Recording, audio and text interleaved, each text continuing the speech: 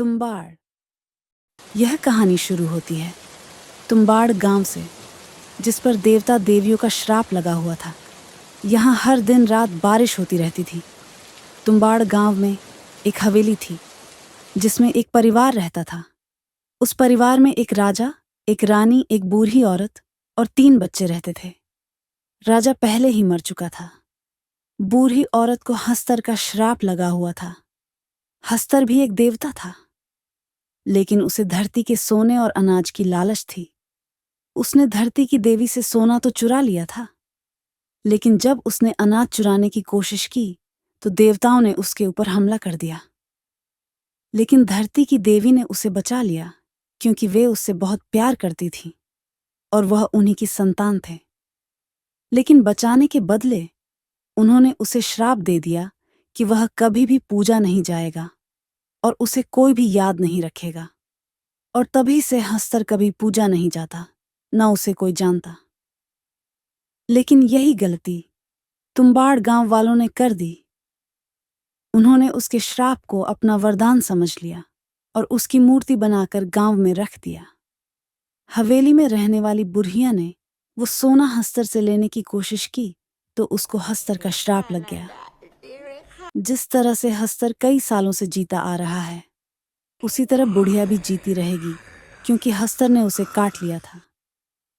इसलिए उसका श्राप बुढ़िया को भी लग गया और वह एक जानवर जैसी हरकतें करने लगी। हवेली में जो 3 बच्चे थे, उनका नाम सोहन, मोहन और प्रिया था। ये तीनों भाई बहन थे और उनकी माँ थी। एक दिन उन तीनों बच्चों से जो सबसे छोटा वाला बेटा था, सोहन, वह उस बुढ़िया के पास गया। बुढ़िया जग चुकी थी। उसने सोहन को देख लिया और उसके ऊपर हमला कर दिया। सोहन को बताया गया था कि अगर वह बुढ़िया जग जाती है तो उसे वापस दोबारा सुलाने के लिए कुछ बोलना होता है, पर वह यह बात भूल चुका था। बुढ़िया सोहन को मार देती है। सोहन की माँ उसे बचाने के लिए आती है, पर उसने काफी देर कर दी थी। बुढ़िया पागलों की तरह इधर उधर भाग रही थी। सोहन की माँ ने कहा, सो जा बुढ़िया, वरना हस्तर आ जाएगा। यही बोलकर बुढ़िया को सुलाया जा सकता था। जिस पर भी हस्तर का श्राप लगता था, उसे यही बोलकर शांत किया जा सकता था। सोहन के मरने से उसकी माँ को बहुत दुख लगा और उसी दुख में उसकी माँ भी मर गई। अब हवेली में सिर्फ वह बुढ़िया और वह दोनों बच्चे थे। मोहन को भी सोने की बड़ी लालच थी। उसने कई बार बुढ़िया से सोने के बारे में पूछा, लेकिन उसने कभी उसे सोने के बारे में कुछ नहीं बताया। एक दिन इसी गुस्से में मोहन ने बुढ़िया को जलाकर मार डाला। बुढ़िया के गले में एक चाबी थी। मोहन चाबी को बुढ़िया के गले से निकाल लेता है। वह चाबी थोड़ी पुरानी लग रही थी और जो किसी बड़े दरवाजे की थी। उस चाबी पर एक अजीब सा निशान भी बना हुआ था। उसने उस चाबी से हवेली में जितने दरवाजे थे, सबको एक एक करके खोलने की कोशिश करने लग गया, लेकिन वह चाबी किसी भी दरवाजे में नहीं लग रही थी। उसने अपनी बहन से सहायता मांगी। उसकी बहन प्रिया भी सोने की लालची थी। दोनों मिलकर अब हर एक दरवाजा देखने लगे और उस चाबी से खोलने लगे, लेकिन कई प्रयास के बाद भी उन्हें दरवाजा नहीं मिला। ऐसे ही एक एक दिन बीतते जा रहे थे। वह दोनों बहुत बड़े हो गए थे, लेकिन उनकी सोने की खोज अभी भी जारी थी।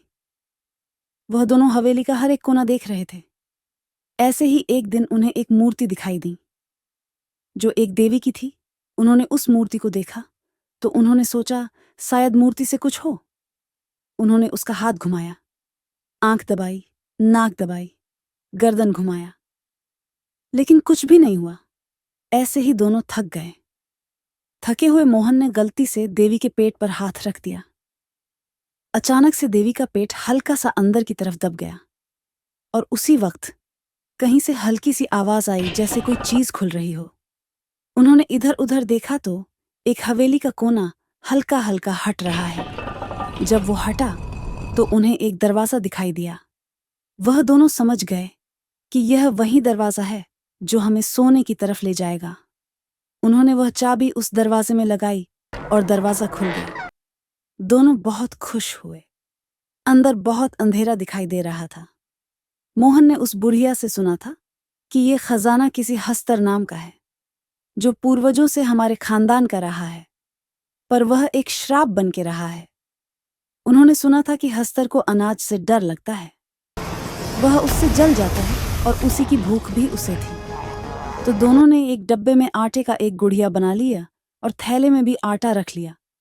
उसके बाद वह दोनों उसके अंदर गए। उनके पास एक लालटेन थी। वह धीरे धीरे अंदर जा रहे थे। अंधेरा बहुत ज्यादा था। जब वे पहुंचे तो उन्होंने देखा अंदर का दृश्य बहुत ही डरावना था। दोनों की सांस रुक गई थी। उनसे यह दृश्य देखा भी नहीं जा रहा था। उन्होंने वहां पर आटे से एक घेरा बनाया और घेरे के अंदर खड़े हो गए और डब्बे से उस आटे की गुड़ियाओं को निकाला। जैसे ही उन्होंने वह गुड़िया बाहर निकाला, उसी वक्त एक डरावना सा और गंदा सा लाल रंग का पूरा खून से भरा एक राक्षस जैसा उनके सामने आ गया। बड़ा बेट तुम बाढ़ है। अस्तर को चाहिए आटा, पर गोल का वो टैग है। गोल लेने जो तू आया, अस्तर से बच नहीं पाया। जो लिया अस्तर में काट, समझ लो लग गई उसकी वाट। याद रखना भूल ना जाना, सो जा अस्तर आ जाएगा। कहकर अपनी जान बचाना, तुम बाढ़ बड़ा बेड तुम बाढ़ है। सो जा नहीं तो अस्तर आ जाएगा। दोनों समझ गए कि यह हस्तर है। हस्तर उस घेरे के अंदर प्रवेश नहीं कर पा रहा था। उसकी नजर उस आटे की गुड़िया पर थी। मोहन जिस तरफ भी आटे की गुड़िया को करता है, हस्तर उसी तरफ आ जाता। मोहन ने गुड़िया को अचानक से फेंक दिया और हस्तर उसको लेने चला गया। हस्तर उस गुड़िया को खा रहा था। प्रिया ने जब उसके पीछे से सोना देखा तो वह खुद को रोक नहीं पाई और घेरे से बाहर निकलकर उस सोने को लेने चली गई। लेकिन जब तक वह सारा सोना इकट्ठा करती, हस्तर ने उसे देख लिया और उसके ऊपर हमला कर दिया। हस्तर ने प्रिया को मार डाला था। उसके हाथ पैर सब अलग हो गए थे। मोहन अपनी जान बचाकर भागा और बाहर निकल गया और दरवाजा बंद कर दिया। मोहन ने थोड़ा सोना उठा लिया था। ऐसे ही कुछ दिन बाद मोहन ने फिर गुफा में जाने की सोची, क्योंकि उसका लालच बढ़ चुका था। मोहन और सोना चाहता था, इसीलिए उसने अंदर जाने का सोचा। उसने सारी तैयारियां कर ली थी। आटे की गुड़िया एक डब्बे में और थोड़ा आटा अपने साथ रख लिया।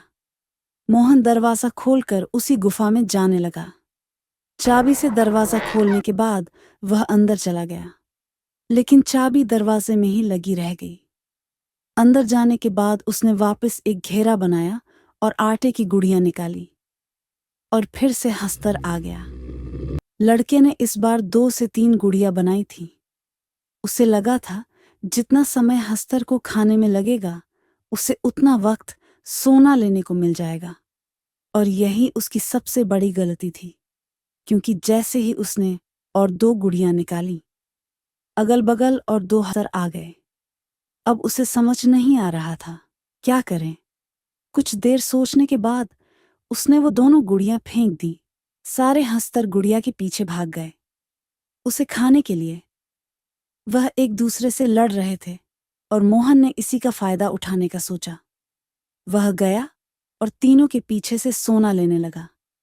सारा सोना नीचे गिरा हुआ था। मोहन सारा सोना बटोर रहा था, पर एक हस्तर ने उसे देख लिया।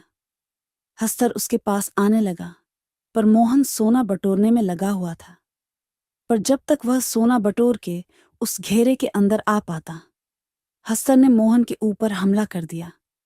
हस्तर ने उसे काट लिया था, लेकिन मोहन ने हस्तर के ऊपर आटा फेंक दिया।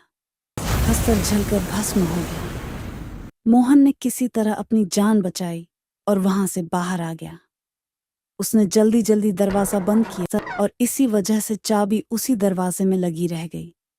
और उसने मूर्ति के पेट को दबा दिया, जिससे हवेली का कोना जो खुला था वह वापस बंद हो गया। वह वहां से भाग गया और धीरे धीरे मोहन को हस्तर का श्राप लगने लगा।